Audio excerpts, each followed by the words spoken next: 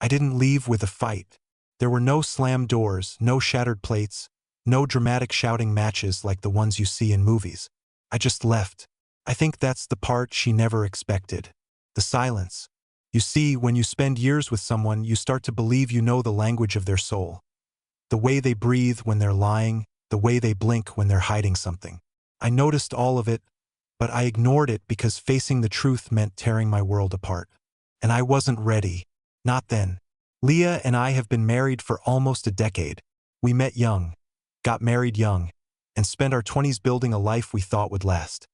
House, dog, dinners together, inside jokes, a routine that felt safe.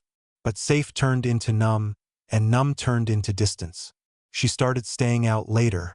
Her smiles didn't reach her eyes anymore. Our conversations were short, polite, like we were roommates passing by in a hallway. I asked her if she was okay once, and she said she was just tired. The problem was I believed her. I wanted to believe her because the alternative meant admitting that something was broken, something deeper than schedules or stress. And I wasn't ready to see it for what it was until I did. I still remember the exact moment it hit me. It wasn't dramatic. I didn't catch her in the act or find some heartbreaking text. It was something even worse. I watched her laugh at something on her phone, and I realized I hadn't made her laugh like that in over a year, maybe more. And it wasn't my laughter she was sharing. It was someone else's. The realization hit like ice water to the face. Quiet, paralyzing, inescapable. She was gone. Not physically, but emotionally, spiritually, soul-deep gone. She had drifted somewhere I couldn't follow. I didn't know the man she shared her new smiles with. I didn't even want to. All I knew was that I wasn't him, and she didn't want me to be. I didn't confront her that night or the next. I didn't ask for explanations or apologies. I just sat with it, let it seep into my bones like winter. I went to work. I washed the dishes. I took the dog on walks, all while carrying the weight of knowing I wasn't enough anymore. But one morning, I looked at myself in the mirror and I saw someone I didn't recognize. My eyes looked older, sadder, like I'd been holding my breath for months and didn't even realize it. That was the morning I left. I packed one bag, just the essentials. I left her a note on the kitchen table. Not angry, not bitter, just honest. Something like, "I love you, but I can't be invisible anymore." I didn't sign it, and then I drove. No plan, no destination, just the open road and the strange, hollow peace of finally letting go. I found a quiet town 3 hours away. I rented a small place. No one knew me there. I was just some guy who liked his coffee black and never asked for the Wi-Fi password. I kept to myself. I let the silence do its work. I didn't cry, not at first. Not because I wasn't heartbroken, but because the grief hadn't found its shape yet. It was like a fog wrapped around my chest. Thick, constant, wordless. For weeks I lived like that, thinking maybe, just maybe, she'd be relieved. That maybe my absence would feel like a solution to the problem we never named out loud. But then, one rainy afternoon, someone knocked on my door. I opened it and saw her standing there, soaked from the rain, shaking, her eyes swollen from crying, and behind them, something I didn't expect to see, regret. And that's when I realized, maybe for her it wasn't over, but for me I wasn't sure anymore. I stood there in the doorway, watching the rain slide off the edge of the awning behind her. It was cold, the kind of chill that settles into your collarbones and refuses to leave. She was soaked, shivering. Her eyeliner, the one I bought for her birthday 2 years ago, was streaked down both cheeks like she hadn't wiped her face in hours. For a second, I didn't speak. Not because I didn't know what to say, but because I wasn't sure I could trust my voice. So much time had passed since I'd seen her, yet the wound was still too raw.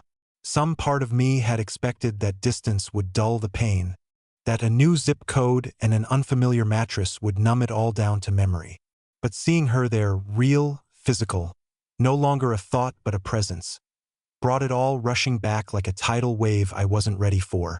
I opened the door wider without saying a word. She stepped inside slowly, her arms wrapped around herself like she was holding her guilt in place. "I didn't think you'd let me in," she said softly. "I didn't either." I replied. She looked around the tiny apartment. A cheap two-seater couch, a coffee table I bought secondhand from an old man who didn't ask for my name, and a pile of unread books I'd collected, thinking I'd finally have time to read. Everything about the space screamed temporary, a reflection of where I was emotionally. In limbo. "Why are you here, Leah?" Her name came out of my mouth without emotion. Just a question, like asking someone why they were late. But inside, I was bracing for something, anything that would make sense of the chaos she'd left behind. She sat down slowly, dripping water onto the hardwood floor. "I didn't come to beg," she started. "I know I don't deserve that. I couldn't keep living without telling you everything." I didn't ask her to continue. I didn't need a performance. But she spoke anyway, and I listened not because I owed her anything, but because part of me wanted to understand the version of the story I never got to hear. She told me about the loneliness, the confusion, how somewhere along the way she started measuring love by the wrong things. Attention, novelty, escape.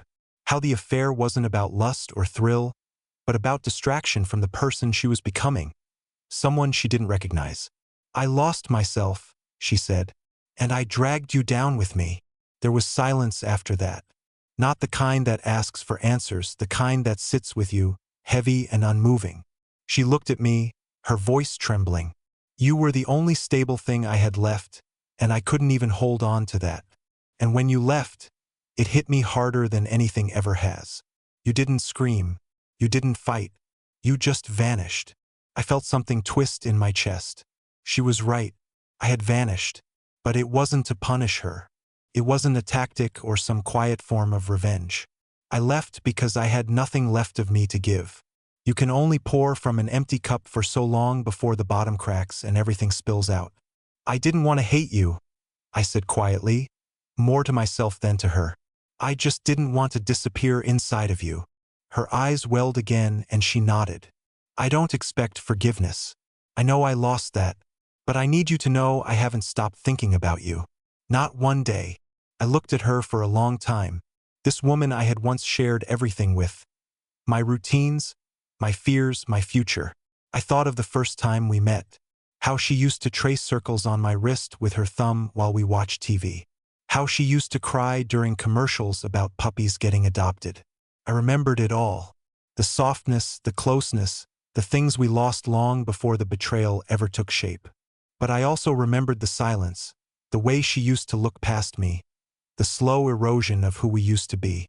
"You're not the same man anymore," she said, like she could read my thoughts. "No," I answered. "I'm not." And I wasn't. Something in me had changed the moment I stepped out that door. I'd learned how to sit with pain instead of fighting it. I'd learned that healing isn't clean or linear or easy. And most of all, I'd learned that sometimes the bravest thing you can do is walk away without burning the house down behind you. She stood up slowly, eyes red, but posture straight. "If you never want to see me again, I'll understand." I just had to say it. I nodded once, unsure what to say in return. She turned toward the door, then paused. "I still love you," she said without looking back. Then she left, and I stood there in the same silence I'd built for myself, wondering if closure was supposed to feel like this. Not loud, not final, just hollow. The door clicked shut behind her. That sound, soft, almost polite, echoed louder in my mind than I was ready for. I didn't move right away. I just stood there watching the spot where she'd been a moment earlier, still half expecting her to knock again and take it all back. But she didn't, and I didn't want her to. There's something terrifying about silence after emotional noise. After the tears, the confessions, the old wounds reopened, silence feels like a betrayal all its own. Not because it hurts more, but because it forces you to sit in the truth. And that truth was, I had no idea how I felt. I wasn't angry. I wasn't hopeful. I wasn't even relieved. I just felt a strange stillness, like I'd been holding a heavy object for years and someone finally took it out of my hands. And now I didn't know what to do with my arms. I sat down on the edge of the bed. The mattress dipped beneath me, quiet and familiar. I'd been sleeping in that same spot for weeks now, alone in this unfamiliar room in this unfamiliar town where nobody asked questions. And until she showed up, I thought I was starting to heal. I thought wrong, because healing doesn't mean you don't feel anything anymore. Sometimes healing just means you've buried it deep enough to keep functioning. But the second she looked at me, I felt it all.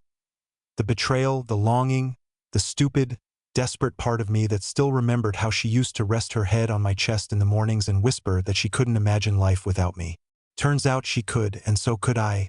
That night, I didn't sleep. I lay awake staring at the ceiling, the rain tapping gently against the window. Every sound outside felt sharper. Every minute stretched longer. I kept hearing her voice in my head. Not just the things she said earlier, but the way she used to sound when she was still mine. The laughter, the quiet sighs, the way she'd say my name when she was proud of me. What do you do with memories like that? You can't throw them out like old photos.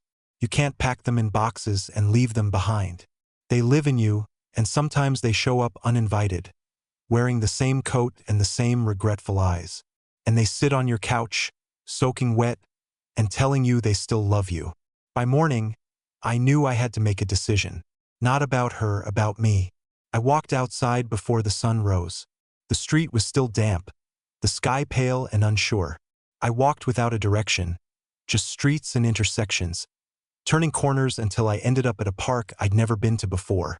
It was empty except for a bench and a single jogger in the distance.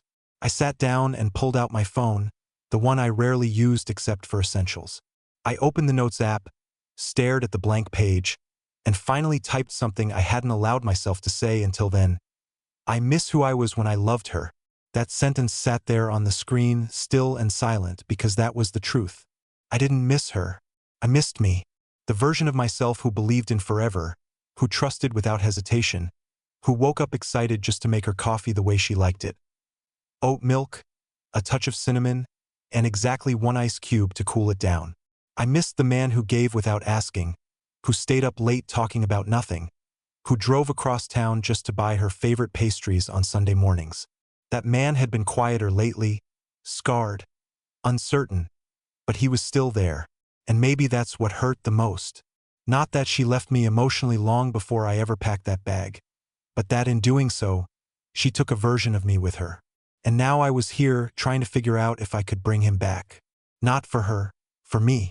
Because you don't recover from betrayal by replacing the person who hurt you. You recover by rebuilding the person they couldn't destroy. When I got back to the apartment, I noticed something. She had left a small envelope behind on the kitchen counter. I hadn't seen it the night before, probably because I was too emotionally fried to notice anything. Inside was a photo, one of us from a vacation years ago. We were both smiling, sunburned and messy, standing on the edge of a lake somewhere in Oregon. I had my arms around her waist, and she was looking at me, not at the camera, with this look like I was the whole world. On the back, she'd written 5 words in pen, crooked and shaky. I remember this man too. I sat down. I stared at the photo for a long, long time. And for the first time since everything happened, I didn't cry. Not because I wasn't hurting, but because something inside me had shifted. I wasn't stuck in the pain anymore. I was walking through it barefoot, slow, unsure, but walking nonetheless. And that meant something. It meant I wasn't broken. I was bruised, sure, but not broken. And maybe that's where healing really begins. Not in forgiveness, not in forgetting, but in reclaiming the parts of yourself that you thought were lost forever. Healing doesn't announce itself. It doesn't show up with banners or brass bands. It doesn't feel like a sunrise or a breakthrough. It creeps in slowly, almost unnoticed, like moss growing on old stone. You don't see it day to day. You see it in hindsight, in the way you start breathing easier without realizing it, in the way you stop flinching when her name crosses your mind. After Leah left my apartment and left behind that photo, I didn't call her. I didn't text. I didn't chase her down asking for more clarity. And she didn't follow up. Not yet. Maybe she was giving me space. Or maybe she knew she had already said everything she could and the rest was up to me. Either way, the silence that followed didn't feel like an empty room anymore. It felt like a garden that hadn't grown yet. That's what those next few weeks became. The slow, invisible work of tending to myself. I woke up earlier, not because I had to, but because the morning started to feel like mine again. I'd sit by the window with my coffee and just let myself feel whatever showed up. Some days it was peace. Some days it was grief. Some days it was just nothing. But I gave myself permission to feel all of it. For once, I wasn't running from anything, not even the pain. I started writing again, too. Not about her, not about us, but about moments, random memories, feelings, things I hadn't put words to in years. I wasn't trying to be poetic or profound. I just needed to hear my own voice again after months of drowning in hers. I wrote about the night we got caught in the rain outside that bookstore in Portland, about the way she laughed, her hair sticking to her cheeks, about how we took off our shoes and walked barefoot to the car because they were soaked. That memory used to hurt, but now it was just a photograph in my mind. No longer sharp, just still. I also wrote about the day I found the strength to pack my bag.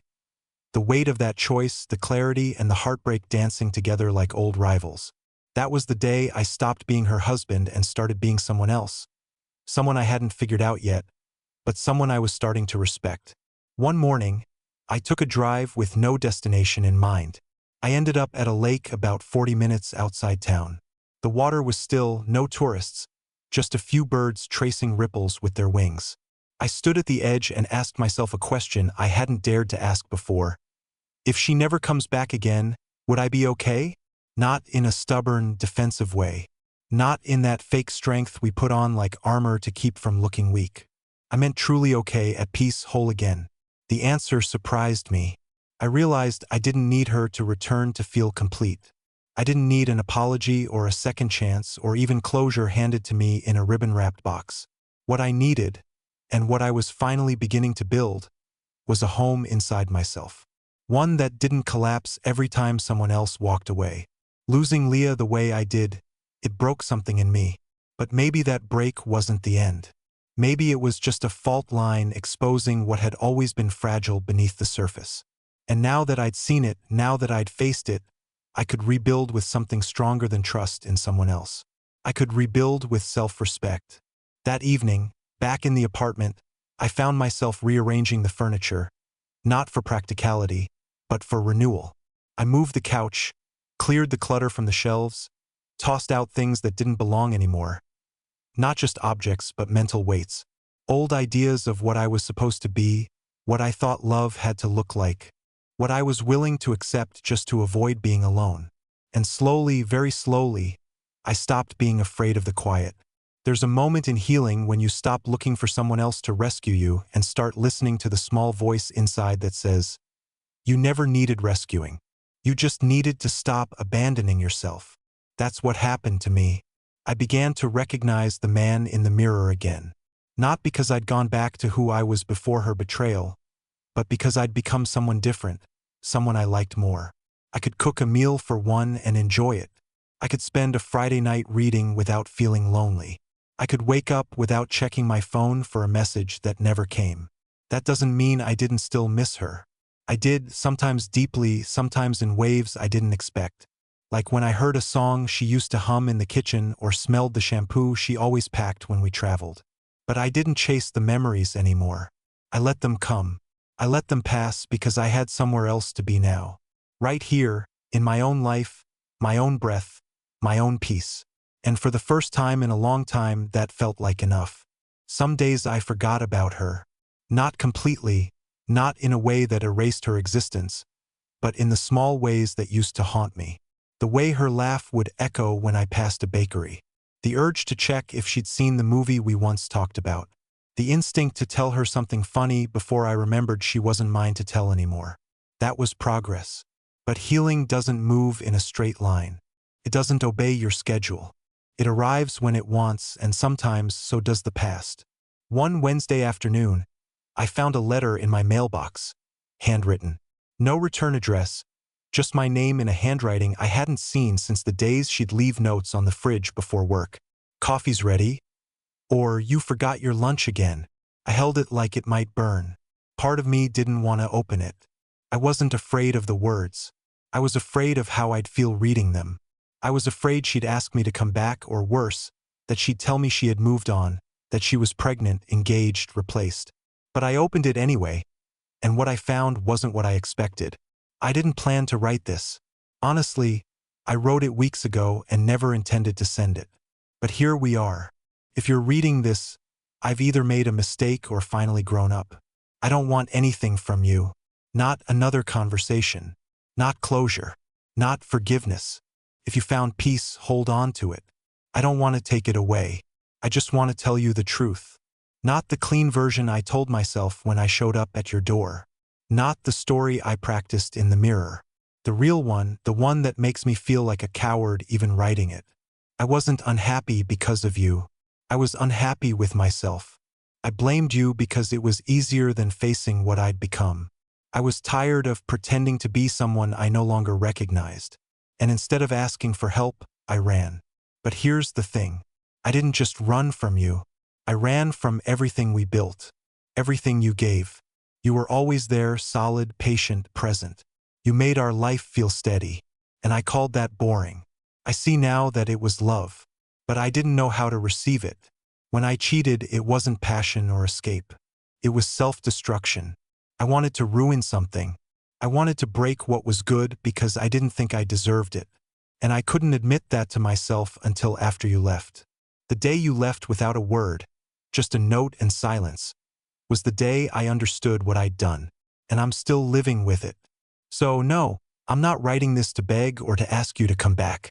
I'm writing this because you deserve to know that someone out there regrets hurting you so deeply that they wake up some mornings still hoping it was all a nightmare.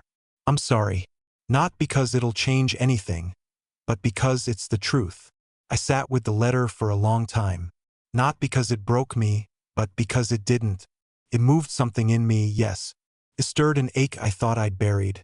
But I wasn't angry. I wasn't lost. I wasn't even tempted to reply. I just read it, let it sit inside me for a while, and then placed it back into the envelope and tucked it in the drawer by my nightstand. Not out of nostalgia, but because some things deserve to be kept without being reopened. The thing is, I had spent months imagining a version of her that was cold, selfish, unfeeling, because that made it easier to hate her. And hating her made it easier to move on. But this letter forced me to see something harder. She was human, flawed, confused, hurt in ways I'll never fully understand. And I could hold that truth without needing to hate her or love her or invite her back into my life. I could hold it and let it be what it was, a part of my past. That night, I slept deeper than I had in weeks. Not because her apology fixed anything. Didn't. But because it reminded me that I didn't need to carry her mistakes anymore. I didn't need to keep building walls around my heart just to feel safe. I could be open not to her but to the world, to people, to myself. I could move forward without closing off. That's the hardest part, isn't it? Not walking away, but learning to live without building your identity around the pain. Takes time. Takes grace. It takes looking in the mirror and choosing to be someone who doesn't let betrayal become a personality. I wasn't that man yet, but I was closer. And for the first time since I left her, I felt proud of who I was becoming. A few days after I read Leah's letter, something strange happened. Not dramatic, just strange. The kind of coincidence you think about later and wonder if it was really chance or something quieter working behind the scenes. I was walking back from the little bookstore 2 blocks from my apartment, one of those old places with creaky floors, handwritten staff pics, and more dust than foot traffic. I've been going there often lately. There was comfort in running my fingers along forgotten paperbacks, in thumbing through stories that weren't mine. I had just stepped outside with a used copy of The Art of Stillness tucked under my arm when I heard someone say my name. Not my full name, not Mr. or Sir or Buddy. Just my name, the way people who knew me before everything used to say it. Casual, familiar, slightly curious. I turned around and saw her. Samantha. Sam. We hadn't spoken in years. She was Leah's old friend back when we were still throwing dinner parties and pretending everything was fine. Sam and her partner used to come by with homemade wine and half-burned casseroles, and we'd all sit on the floor laughing about how none of us really had this adult thing figured out. I hadn't seen her since the night Leah and I hosted our last New Year's Eve together. The night I noticed Leah spent more time in the kitchen whispering to someone on her phone than with her guests. I didn't know it then, but that was already the beginning of the end. Seeing Sam now was like walking into a memory I hadn't prepared for. But she looked different, softer, older in a good way. Not worn, just clearer somehow. Her hair was shorter. No makeup. She looked real in a way most people don't let themselves anymore. "I thought it was you," she said, tucking her scarf tighter around her neck. "I almost didn't say anything. Figured maybe you didn't want to be found." "I'm not hiding," I said, not entirely sure if that was true. We ended up at a coffee shop around the corner, sitting across from each other with a familiarity that felt both distant and oddly easy. She didn't bring up Leah right away, and I was grateful. We talked about books, the town, how she'd moved here 6 months ago after taking a break from teaching. Said she needed a slower life, less noise. I understood that more than I wanted to admit. Eventually, of course, the question came, "Do you ever think you'll go back?" I didn't pretend not to know what she meant. "No," I said. "Not because I hate her. I just don't belong there anymore." Sam nodded slowly. "She called me after you left. Not right away.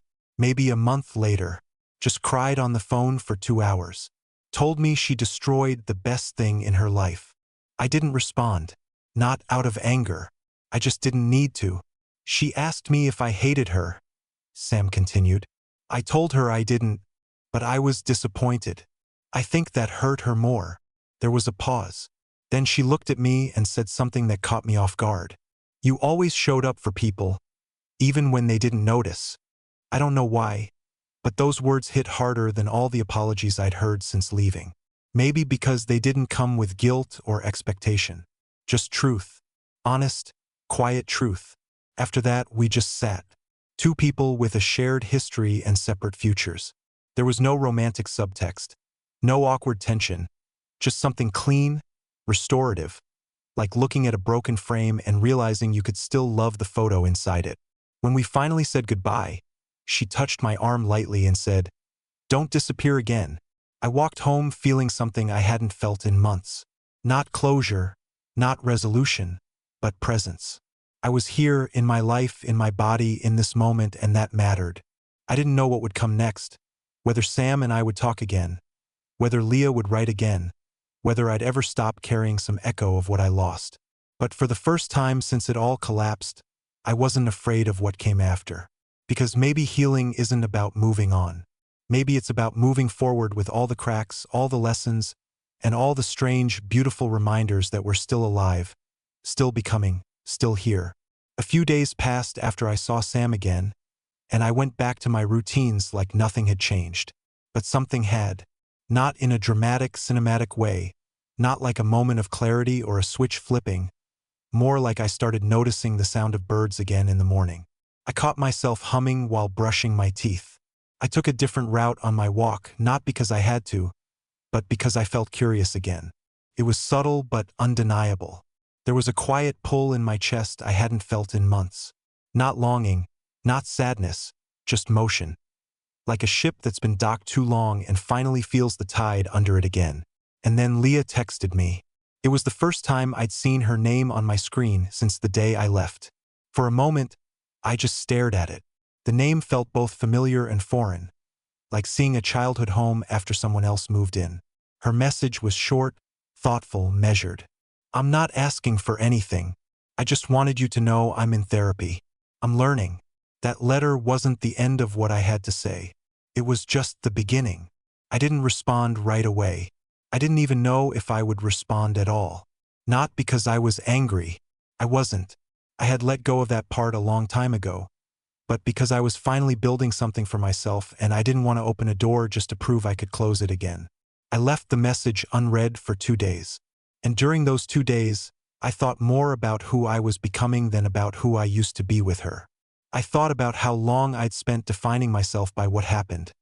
The betrayal, the silence, the loss. And now that I was on the other side of it, I realized something deeply uncomfortable. I didn't actually know what life looked like without pain as my compass. It's strange. We spend so much time trying to survive heartbreak that we forget to learn how to live after it. We become experts at running, at protecting, at numbing. But healing, real healing, that requires stillness. That requires a willingness to sit with ourselves when there's no crisis to distract us. So I sat with it, and eventually, I opened her message again. This time not with dread or resentment, but with compassion for her, for me, for everything that had happened between us and everything that never would again. I typed a response slowly, thoughtfully, not out of obligation, but because I wanted to say something honest. I'm glad you're doing the work. I hope it's for you, not for me, because I'm not the destination anymore. You are. I hit send. It wasn't cold. It wasn't cruel. It was the most loving thing I could say, a boundary that didn't come from bitterness, but from growth. I didn't need to punish her. I didn't need to relive what we'd already survived. I just needed her to know that I was no longer a chapter she could rewrite. Later that evening, I went for a walk. The air had that late autumn clarity to it, crisp but not sharp, like it was inviting you to notice things again. I passed a small open-air cafe, the kind with string lights and mismatched chairs.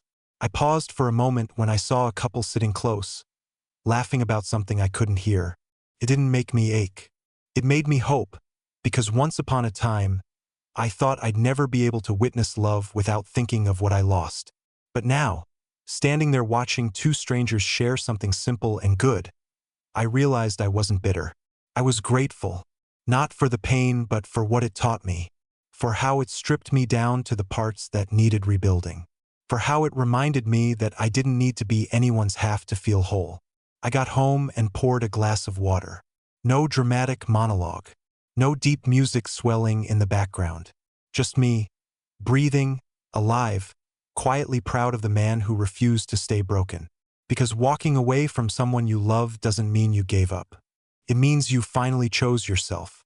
And sometimes that choice isn't the end of the story. Sometimes it's the first honest page. They say closure is something you find with other people. But they're wrong. It doesn't come in a letter. It doesn't arrive in a text. It doesn't wait on a front porch with tears in its eyes. Closure is the moment you stop needing answers to move forward. It's the quiet decision to stop explaining your worth. It's when the past finally loses its grip, not because it disappears, but because you choose to carry yourself differently. That moment came for me on a random Tuesday morning. No big event, no dramatic epiphany. I woke up, made my coffee, looked out the window and just knew. I wasn't living in the shadow of what happened anymore. I was living in the light of what could be. The truth is, what she did broke me. And for a long time, I let that define me. But heartbreak doesn't make you weak. Betrayal doesn't make you a victim. What you do afterward, that's what tells the story. I stopped waiting to feel like myself again. I started choosing to become someone better.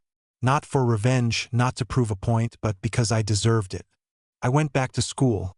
Something I'd always said I'd do one day. I reconnected with my brother. We hadn't talked in almost a year. I took up hiking, something I used to say I didn't have time for. Turns out, the silence of nature can teach you things no therapist ever could. I stopped trying to be someone's everything. I started learning how to be my own. And maybe the biggest shift, I no longer see love as a place to hide. I see it as a place to build with honesty, with intention, with someone who doesn't flinch when things get real. And until I meet that kind of person again, I'm okay walking alone. I don't need a partner to validate my worth. That's mine now, earned through pain, reclaimed through patience. Leah was a chapter in my story, and for a while she was the whole book.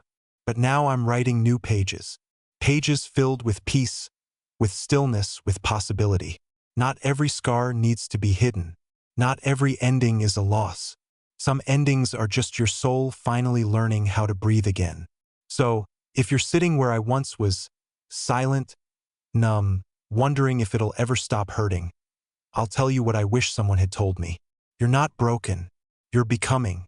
Let the pain teach you, but don't let it trap you. Let go of what you thought your life was supposed to be and make space for what it still can be. Walk away if you need to, not to run, but to return to yourself. Because sometimes the most powerful thing you'll ever do is choose to heal and keep walking.